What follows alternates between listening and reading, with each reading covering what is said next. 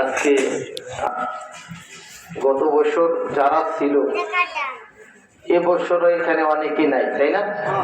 আমাদের পীর ভাই, আমাদের ভক্ত বা আমার এলাকার মুরব্বী, বন্ধু বান্ধব, মাঝখান থেকে অনেকেই চলে গেছে। আল্লাহ পাক রব্বুল আলামিন আমাদেরকে হায়াতে তয়্যবা দান করেছেন যে আমরা এই বছর এখানে উপস্থিত হতে পেরেছি। জানি না আগামী বছর উপস্থিত হতে পারবো কি না। আমরা যারা এখানে উপস্থিত হয়েছি, যারা আছি, আমাদের অনেকের কিন্তু মা বাবা আছে, আছে না? আছে। আমরা পীরের দরবারে আসছি।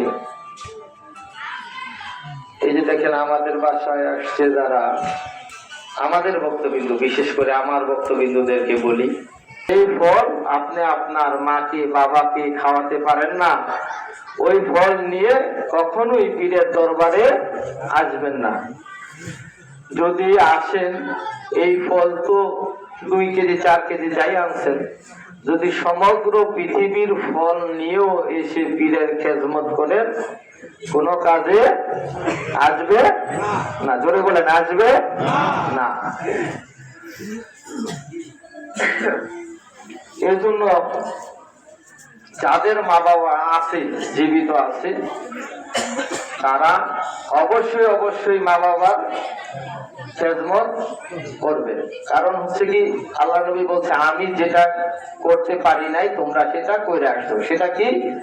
আল্লাহ নবী একমাত্র মা বাবার খেজমত করতে পারেন নাই, কারণ শিশু বয়সে ওনার বাবা মা পর্দা নিছে, তাই না? এই জন্য বলি, এটা হচ্ছে মৌসুমী ফল। এই ফল কিন্তু আপনার এই শীতের মৌসুম চলে গেলে আর পাওয়া যায় না, তাই না? এজন্য যাদের মা বাবা জীবিত আছে, অবশ্যই আগে আপনার মা বাবাকে খাওয়াবেন, তারপরে যদি পারেন আপনি আপনার পীরের জন্য খেজমতে ফল নিয়ে যাবেন। আর যদি মা বাবার খেজমতে না খাওয়াই থাকেন, যে আমরা খাওয়াই নেই, আমরা মা বাবাকে খাওয়াই নেই, এরা কি করবেন? এরা যাওয়ার সময় অবশ্যই ফল নিয়ে যাবেন। বা আমাদের এই দরবার থেকে এই ফল কিন্তু আপনারা জানেন, এই ফল কিন্তু আমাদের ঘরে এক পিসও যাবে না, যাবে যায় কখনো না, এখান থেকেই শেষ। তো যারা মা বাবাকে এখানে ফল নিয়ে আসছেন, কিন্তু মা বাবার জন্য এখান থেকে নিয়ে যাবেন, সমস্যা নাই। অথবা বাজার থেকে যাওয়ার সময় আপনার মায়ের জন্য বাবার জন্য এই ফল নিয়ে যাবেন। আপনি যদি আপনার অনেক সন্তান বলে যে আমার শাশুড়ি আমাকে অনেক আদর করে, আমার মায়ের চেয়ে বেশি। আমাকে একজন বলতেছে যে আমার মায়ের চেয়ে বেশি আমার শাশুড়ি বেশি আমাকে আদর করে। আমি আরে বোকা, তুই কি কোনোদিন তোর মায়ের হাতে 2 কেজি ছানা, 2 কেজি রসমালাই, 1 কেজি মিষ্টি নিয়ে হাতে দিছস? মা তোমার জন্য এটা আনছি, আমরা কেউ দিছি বাবা? কিন্তু শাশুড়ির জন্য নেই, ঠিক কিনা? আছে না এরকম? কিন্তু মায়ের জন্য কিন্তু 2 কেজি দরকারি। কিন্তু একমাত্র গর্ভধারিণী মাকে সে ভরণ পোষণ করতে পারে না, একমাত্র জন্মদাতা বাবাকে সে ভরণ পোষণ করতে পারে না। কথা ঠিক কিনা বাজান? তো কেমন হইল? আমি যখন ছোট ছিলাম, প্রস্রাব করার সাথে সাথে আমার মা আমার কাপড় পরিষ্কার করে নতুন কাপড় পরাই দিচ্ছে, ঠিক না? শুকনা কাপড় পরাই দিচ্ছে। কিন্তু এমনও আছে, আমি এক সময় মসজিদের খুব দায়িত্বে ছিলাম, মসজিদের বেতন উঠাইলাম। এই মাঘ মাসে একদিন এক বাড়িতে গেছি, আমার মহল্লায় বেতন উঠাইতে যায়, দেখি এক মা খের আছে না, খের, এই খেরের মধ্যে একটা মানে দর্জিন্ন একটা ছিঁড়া খাতা মুরাদা উনি শুয়ে রয়েছে, পায়খানা করে মাইকে আছে, ছেলেদের খবর নাই, তারাও বড় করে ঘুমাইতেছে। আমি নিজের চোখে দেখছি, আল্লাহ তাদেরকে হেদায়েত করুন। চলে গেছে, ওই মহিলা নাই।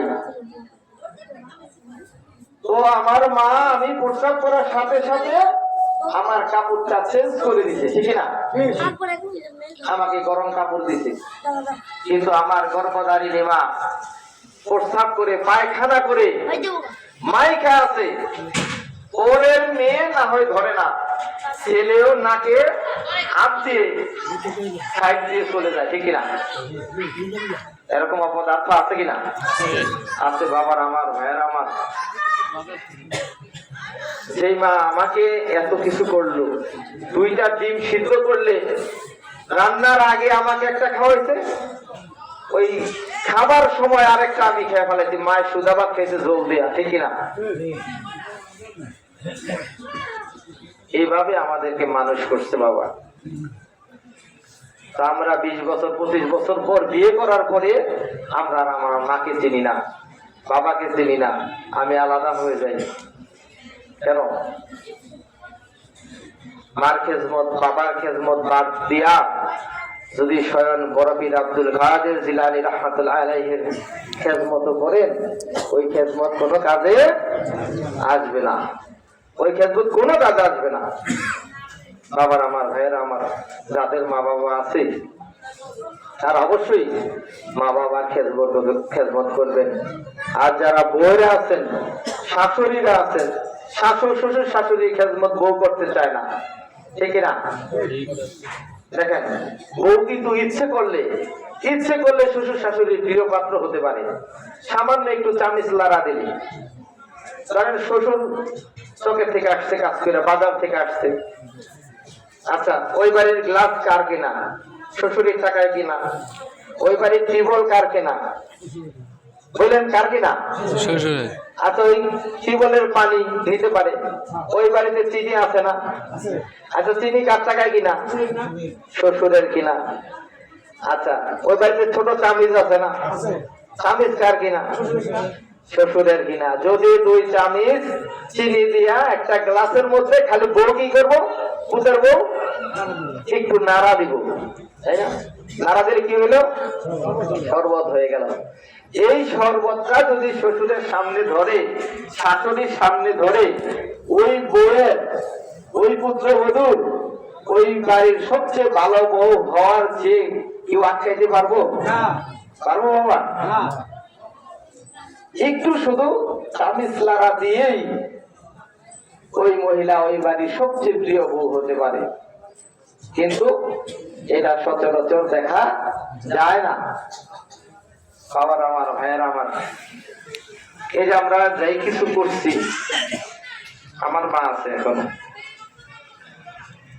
মায়ের আশীর্বাদ পাই, আল্লাহর কাছে লাখো কোটি শুকরিয়া। আমার মা জীবিত আছে, কারণ কি আমার মা জীবিত আছে, এটা হচ্ছে আমার জন্য তাজা তোর তাজা একটা দোয়ার দরজা খোলা আছে, বলে সুবহানাল্লাহ। যেই দরজার দোয়া কখনো ফেরত আসে না, সন্তানের ফেরত আসে বাবা? মা বাবা যদি সন্তানের জন্য দোয়া করে, ওই দোয়া ফেরত আসে না। আবার যদি বড় দোয়া করে, ওই দোয়াও ফেরত আসে না।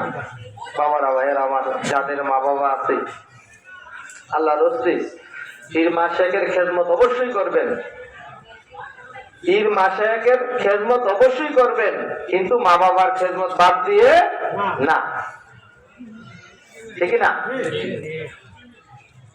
এখন বলি পীরের খেদমত কি? পীরের খেদমত কি? একটা হচ্ছে, এটার মধ্যে দুইটা লাইন, পীরের দরবারে যারা যারা ভক্ত তাদের দুইটা লাইন আছে, একটা হচ্ছে সাধন, একটা হচ্ছে ভজন, ঠিক না? সাধন আর ভজন ভক্তদের জন্য, অভক্তদের জন্য না। সাধন হচ্ছে আপনি মোরাকাবায় বসে সাধনা করতেছেন, হইতেও পারে, নাও হইতে পারে, ঠিক? সালাতে গেছেন, হইতেও পারে, নাও হইতে পারে, আল্লাহ কবুল করার মালিক কি আল্লাহ, তাই না? হইতে পারে, না হইতে পারে। 12 বছর ধ্যানে বসে আছেন মোরাকাবায়, এটা কবুল হতেও পারে, নাও হতে পারে, এটা হচ্ছে সাধন। আর ভজন, গুরু ভজন হচ্ছে আলাদা বস্তু। এক রাত্র গুরু ভজন করা 12 বছর নফল ইবাদতের চেয়ে উত্তম, ভক্তের জন্য, অভক্তের জন্য না। যারা অভক্ত, ভক্ত হন নাই, তাদের জন্য না, এটা পীর মাশায়েখ আর ভক্তের জন্য।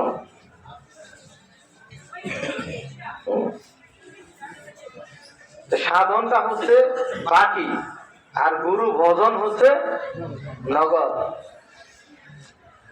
এখন এখানেই ভেজাল, এখানে ভেজাল কি? আমি কথা বলতেছি, আপনারা শুনতেছেন, এটা কি?